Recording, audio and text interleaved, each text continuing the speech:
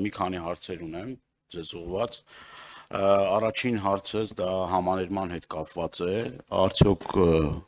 եթե չեմ սխալվում 7 տարի ավել է համաներում չկա Հայաստանի Հանրապետությունում, ձեր կարծիքն եմ ուզում իմանալ, արդյոք նախատեսվում է համաներում թե ոչ։ Երկրորդ հարցս բանտային պայմաններին է վերաբերվում, ես չեմ ուզում անուններ նշել, բայց քրեակատարողական հիմնարկներ կան, որտեղ բանտային պայմանները մեղմ ասած գոհացնող չեն, եւ այս ուղղությամբ ինչ աշխատանքներ են տարվում։ Հաջորդ հարցս էլ, երրորդ հարցս էլ վերաբերվում է ձգձգվող դատական պրոցեսներին։ Ես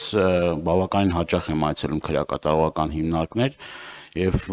այցելելով քրեակատարողական հիմնարկներ տեսնում եմ մարդիկ, որոնք 6 տարի, 7 տարի արդեն մարդիկ արդեն 7-րդ տարին է դատական այս պրոցեսների մեջ է։ Ինչ ձեր կարծիքով ինչն է սրան խանգարում, այսինքն այդ վերջնական դատական վճիռ կայացնելու ինչ նախանգարում, որ տարիներով ձգձգվում է այդ հարցերը եւ վերջին հարցս էլ վերաբերվում է աշխատավարձներին, դատական կարգադրիչների աշխատավարձերը, եթե չեմ սխալվում, որտեղ բազմաթիվ նամակներ եմ ստանում, իրենց աշխատավարձերի վերջի շրջանում փոփոխության չի ենթարկվում, արդյոք նախատեսվում է դատական կարգադրիչների, եթե էլի այնտեղ անձիկ կան, որոնք որ անեն, չգիտեմ, աշխատողներ կան, դատարանում էլի իրենց հետ կապված աշխատավարձի փոփոխություն նախատեսվում է թե ոչ։ Շնորհակալություն պարոն Դանիելյան հարցերի համար։ Համաներման հետ կապված չունենք որոշում համաներում իրականացնելու, որովհետև կարծում ենք, որ յուրաքանչյուր ազատազրկված անձի նկատմամբ պետք է պետությունը անհատական մոտեցում դրսևորի եւ ոչ թե ինչ որ պահի որոշի, որ պետք է XYZ կատեգորիայի անձանց ազատ արձակել, այլ պետք է որոշի ազատ արձակել նրանց, ովքեր որ անցել են վերասոցիալականացման ինչ որ ճանապարհ։ Դրա հետ կապված ես այն տեսակետի կողմնակիցը չեմ, որ միայն ասեմ դե դատարաններն են որոշում պատժից պայմանական վաղակետ ազատել անձին թե ոչ, իհարկե դա այդպես է, դատարաններն են որոշում, բայց մենք շատ անելիքներ ունենք այս առումով եւ իրականում աշխատանքները արվում են անհատականացնելու կոնկրետ անձանց վերասոցիալականացման պլանները եւ գնահատման մեթոդիկաները։ Եվ կարծում եմ, որ ապագայում մեր կատարած աշխատանքի շնորհիվ մեր կողմից դատարան ներկայացվող զեկույցների որակը էապես կբարձրանա եւ դատարանները մեր զեկույցների հետ հաշվի նստելով ավելի շատ կկիրառեն պատժից պայմանական վաղաժամկետ ազատելու գործիքը եւ դատարանների ներողություն քրեակատարական հիմնարկների բեռնաթափման, ինչպես նաեւ մարդկանց կոնկրետ խնդիրները մենք ցանկանում ենք լուծել այդ ճանապարհով։ Եվ նաև ուզում եմ մի շատ կարևոր գործընթացի մասին խոսել, որը անվտանգության գոտիների եւ պատժի կրման պայմանների փոփոխությանն է վերաբերվում։ Եթե դուք ուսումնասիրեք վիճակագրական տվյալներ, որոնք ցավոք սրտի իմ ձեռքի տակ չկա, տոկոսային հարաբերությամբ կարող եմ ասել, որ 50%-ից ավել աճ ունենք այն դեպքերի, երբ անձինք տեղաբաշխման հանձնաժողովի որոշումներով տեղափոխվել են պատժի ավելի մեղմ պայմաններ պատիժը կրելու կամ ավելի մեղմ անվտանգային գոտի։ Սա նշանակում է, որ քրեակատարական ծառայությունը որդեգրել է անհատական մոտեցում անազատության մեջ գտնվող անձանց նկատմամբ եւ այդ տեղաբաշխող հանձնաժողովի նիստերը ավելի հաճախ են տեղի ունենում, իհարկե մենք օրենսդրական ժամկետային սահմանափակումներ ունենք, բայց ուզում եմ, որ վստահ լինեք դուք եւ վստահ լինի մեր հանրությունը, որ յուրաքանչյուր կոնկրետ դեպք մանրակրկիտ քննության առարկա է դարձվում եւ մենք ավելի հակված ենք խրախուսելու նպատակով մարդկանց հնարավորություն ընձեռել գնալ ավելի մեղմ անվտանգային գոտում իրենց պատիժը կրելը շարունակել եւ մենք նպատակ ունենք հետս հետե դեպի պատժի կրման մեղմ պայմաններ, այսինքն բաց հիմնարկների մեղմ պայմաններ տեղափոխել ավելի շատ մարդկանց եւ մարդիկ հնարավորություն ունենան նույնիսկ կրելով պատիժ ցերեկվա ժամերին դուրս գալ քրեակատարական հիմնարկից, աշխատել եւ այլն։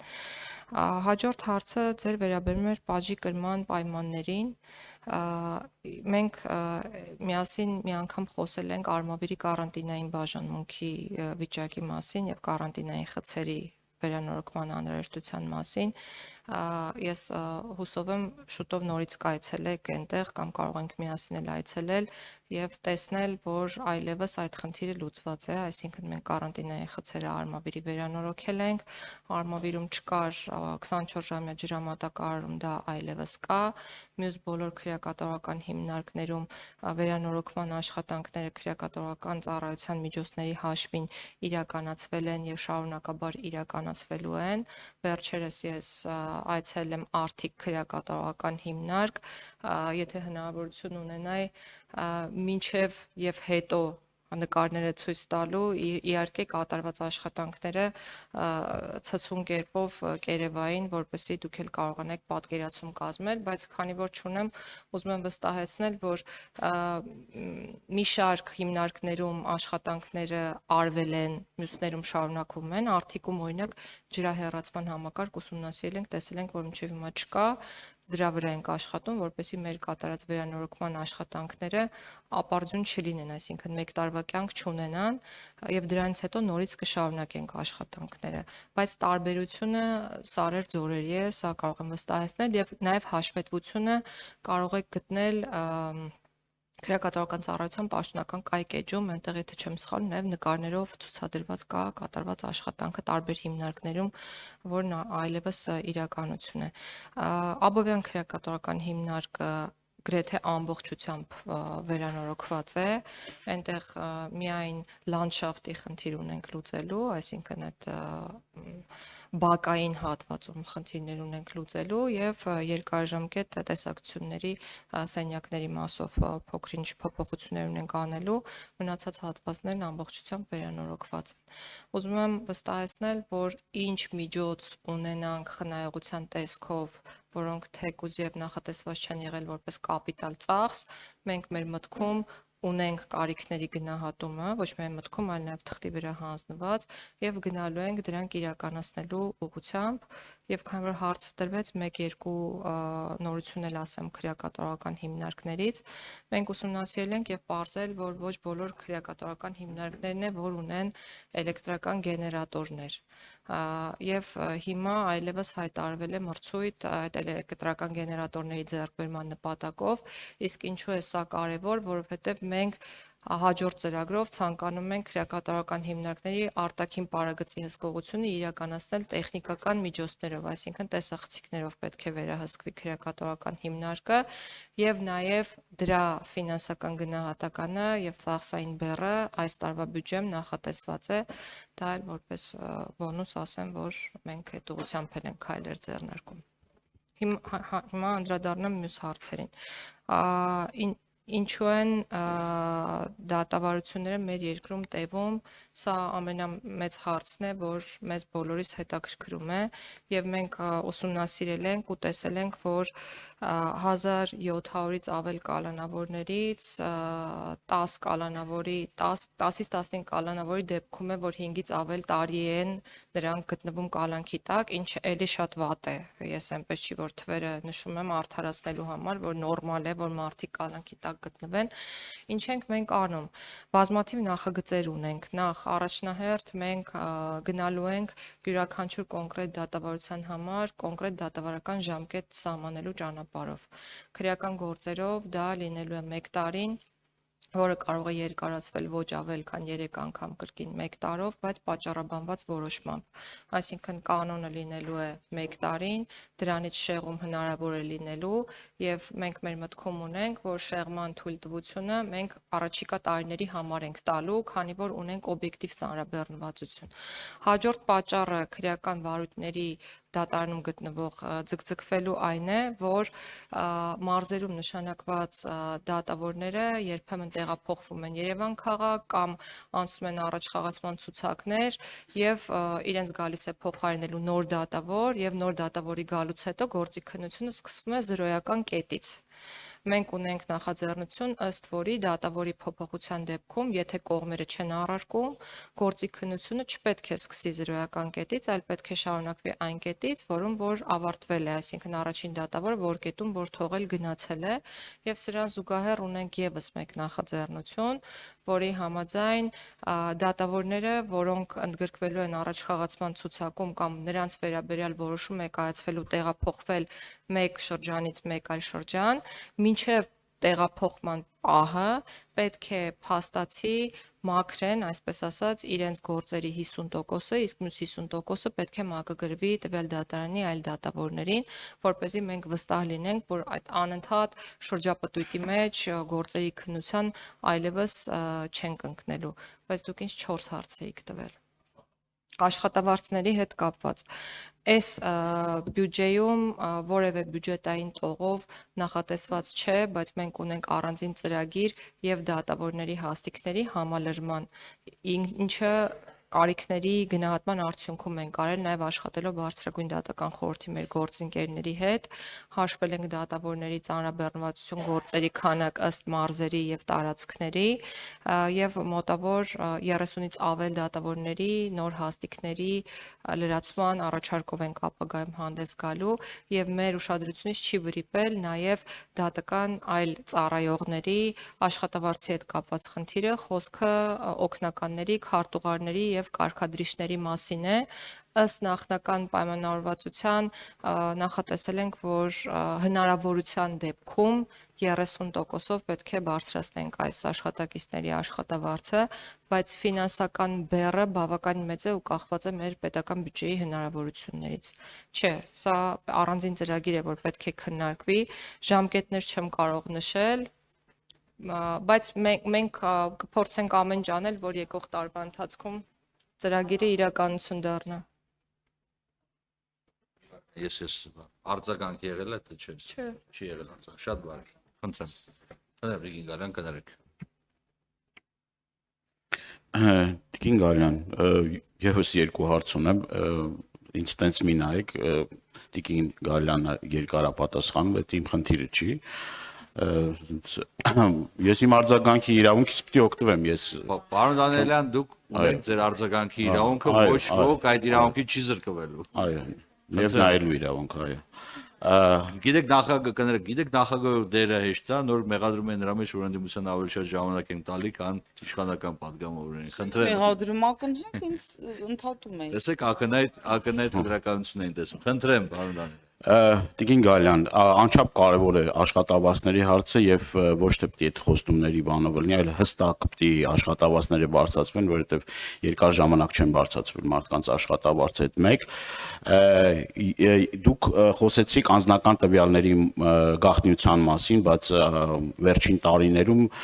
տարիների ընթացքում մենք տեսնում ենք ինչպիսի այսպես գոտկատեղից ներքև հարվածներ են լինում եւ տարբեր տեսանյութեր են հրապարակվում, համացանցում, կապ չունի մարդը ընդդիմադիր է, իշխանական է եւ այլը, չգիտեմ, բայց այստեղ շատ լուրջ խնդիր կա եւ կարծում եմ, որ քրեորեն պատժելի արարքը պետք է անպայման կիրառվի եւ մեղավորները պետք է պատժվեն եւ մեր հայրենակիցները իրավունք ունեն գաղտնիության եւ անձնական կյանքի, չգիտեմ, տարբեր դրվագներ չհրապարակելու։ Այս հարցով կարծեք թե որևէ մի աշխատանք չի արվում։ Երկրորդ հարցը էլ հետեւյալն է։ Խնդրում հստակ պատասխանեք։ Ենթադրյալ մեղավոր անձը ոնց է լինում, որ իշխանական, մերձ իշխանական շրջանակների մարդուն կիրառվում է այլընտրանքային խափանման միջոց, վարչական հսկողություն, այլ մեղմացուցիչ միջոցներ, իսկ ակնհայտ մարդ, ընդդիմադիր հայացքներ ունեցող մարդը, այդ թվում այսօր նաև իմ դա համոզմունքն է, որ ունենք Կին Քաղբանտարկյան, Լիդիա Մանտաշյանը, Սրբազաներ եւ այլն, այդ մարդկանց խափանման միջոցի հարցը կարծեք թե որոշվում է, որ բանտային կալանք պիտի լինի։ Այս երկակի ստանդարտները Հայաստանի Հանրապետությունում ի վերջո ակնհայտ է, էլի դա չեն կարող էլի բան անենք, ասենք չէ, տենց չի։ Մեր գործընկեր Արտուր Սարգսյանի պահով, այսինքն սա չի կարելի նման ձևով երկակի ստանդարտներով առաջնորդվել եւ ի վերջո ես ուզում ձեր հստակ գնահատականը լսել այս մի քանի հարցերի վրա։ Շնորհակալություն։ Ես հարցերին փորձում եմ պատասխանել ոչ թե երկար, այլ սպառիչ, որ լրացուցիչ հարցեր չառաջանան։ Ինչ վերաբերում է անձնական տվյալների պաշտպանությանը, ես խոսեցի ոչ թե խնդրի մասին, այլ լուծումների մասին, ասելով, որ ունենք ծրագիր անձնական տվյալների պաշտպանության նոր անկախ մարմին ստեղծելու, որը կհամապատասխանի Եվրոպայի խորհրդի 100+ կոնվենցիային եւ ԵՄ համապատասխան կարգավորումներին եւ անձնական տվյալների պաշտպանության առանձին եւ անկախ մարմին ունենալու անհրաժեշտությունը բխում է իրականում ԵՄ ստանդարտներից եւ մենք միայն ստանդարտներին չէ որ պետք է նայենք, մենք պետք է նայենք նաեւ սոցիալական անհրաժեշտությանը, արդյոք կարիք ունենք նման մարմին ձևավորելու թե ոչ եւ նաեւ ձեր կողմից բարձրացված խնդիրները խոսում են այն մասին, որ այո, մենք նման մարմին, անկախ մարմին, ինքնավար մարմին ունենալու կարիք ունենք այս պահին ու այդ ուղղությամբ աշխատանքներն արդեն ձեռնարկել ենք, հայեցակարգը մշակված է, շուտով կառավարությունում հայեցակարգը այս ամսվա վերջ պետք է քննարկենք։ Ինչ վերաբերում է քրեական գործերին, այսօր էլ կան արարքներ, որոնք որ համարվում են անձնական կյանքին միջամտող եւ քրեորեն հետապնդելի են, բայց վարույթների վերաբերյալ որևէ տեղեկության չեմ տիրապետում ու չեմ կարող պատասխանել այն հարցին, թե ինչու են որոշ դեպքերում նախաձեռնում, որոշ դեպքերում չեն նախաձեռնում կամ ինչու պատշաճ մակարդակով տվյալ գործերի քննությունը մեր երկրում չի իրականացվում, որովհետև այդ հարցերի հասցեատերերը այլ անձինք են։ Ինչպես այլ անձինք են ձեր մյուս հարցի հասցեատերերը, որովհետև ես չեմ կարող ասել դատարանը ինչու է մի դեպքում որոշում կայացնում այսպես, մյուս դեպքում այնպես։ Ենթադրում եմ, որովհետև որոշման կայացման մի դեպքում ունի այլ փաստակազմ, որի վրա հենվում է, մեկ այլ դեպքում այլ փաստակազմ։ Արդարադատության նախարարությունը խափանման միջոցները կատարողն է։ Ինչ վերաբերում է միասնական չափանիշներին, մենք մեր տեղում, մեր հնարավորությունների չափով փորձում ենք այնպես անել, այդ թվում մեթոդական ուղեցույցների մշակմամբ, որ այդ չափանիշները միասնական լինեն։ Ընդ որում, եթե ուշադրություն դարձնեք մեր կողմից հարուցվող եւ բարձրագույն դատական խորհուրդ տարվող կարգապահական վարույթներին, այդ չափանիշների միասնականության վերաբերյալ հուշումներ կունենաք եւ բացի դա ուզում եմ նշել մեկ կարեւոր հանգամանքի մասին եւս, որ մենք ձեռնարկել էինք կալանք խափանամիջոցի կիրառման վիճակագրության ուսումնասիրության գործընթաց ու ուսումնասիրել ենք ու հասկացել ենք, որ իրոք է տեղ ունենք խնդիր, պարտադիր չէր այդ ուսումնասիրությունը անել հասկանալու համար, բայց մենք կոնկրետ թվական տվյալներ օգտագործելով ենք դա արել, համեմատելով նոր քրեական օրենսգրքի ուժի մեջ մտնելուց առաջ եղած վիճակը, այդ թվում թվական տվյալները կալանավորումների եւ հետո արդեն իսկ արկա վիճակը, տեսել ենք, որ իրականում այո ունենք կալանքի քանակական աճ, ինչը մեզ համար շատ վատ է, որովհետև մենք ունենք անազատության մեջ գտնվող ավելի շատ անձինք եւ եթե շատ པարզ ձևով էլ ասեմ, մենք ավելի շատ գումար ենք ծախսում պետական բյուջեից այդ անձանց պահելու համար։ Իհարկե գումար ծախսում է նաեւ պրոբացիայի ծառայությունը կրկին պետական բյուջեից, բայց հիմա այս մասով փորձում ենք ավելի ճկուն դարձնել այն մեխանիզմը, ըստ որի անձինք իրենք պետք է վճարեն իրենց նկատմամբ կիրառվող էլեկտրոնային բրասլետների համար, որպեսզի կարողանանք պետական ավելի քիչ միջոցներ ծախսել այդ խափանամիջոցները կիրառելիս։ Սա է ձեր հարցի պատասխանը։